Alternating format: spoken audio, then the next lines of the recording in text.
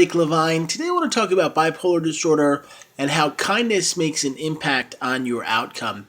So, in our lives, we will have the opportunity to be around many different type of people. That can be all ages, all ethnicities, and when you are able to share kindness, even in small ways, it can help those that are around you as well as yourself. Today, my son and I usually go to the park in the mornings, but nobody was there because of the high level of heat here in Florida. So we went to our local library. And at the library, over the course of the 2 hours we were there were about 6 or 7 other young children that my son was very kind to, that he interacted with. There were some parents there with their children. I got to say hello and talk to them and share about how their day was going, and they were very kind to listen to me. And I found that those small interactions and kindness have helped me to live a full life with bipolar disorder. Earlier today, I went to get breakfast, and the store happened to have a lot of people there in line. And I could tell the employee that was working was very stressed out because there were many people. And when it came to be my turn, she says, "Can you hold on just a couple moments? I got to go do something." I said, "Sure, no problem. Take your time, no rush." And she came back.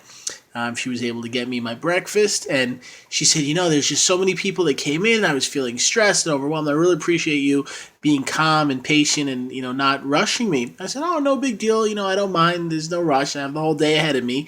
And we then paid for our food, and she was so kind. She gave my son a cookie for free. She said, "I really appreciate how nice you were."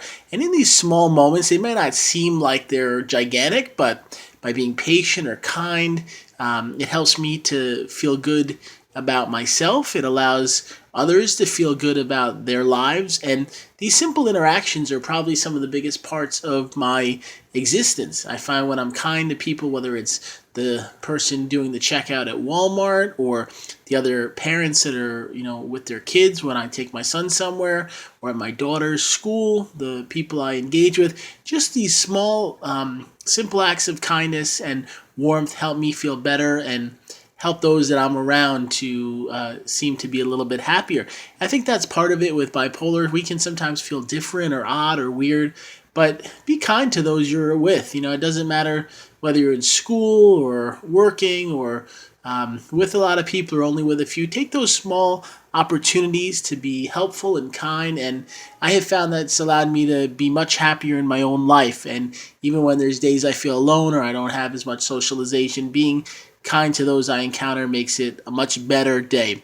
I want to share some books with you. This is a book I wrote a couple years ago called Beating Bipolar. It's an awesome book published by Hay House, and I have 2 new ones that are out.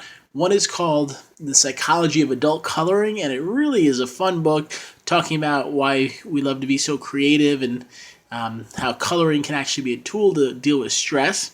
And then in January 2017, I have probably the best book I've ever written coming out. It's called The Depression Diet. It talks about living with depression, how to handle it with hope, how to have faith and optimism, even when it's hard, even when everything seems like it's going to crap, to put it nicely. So I want to share that with you. I thank you for watching this video. I hope wherever you are, your life gets better and you find simple and small ways to be kind to those you encounter.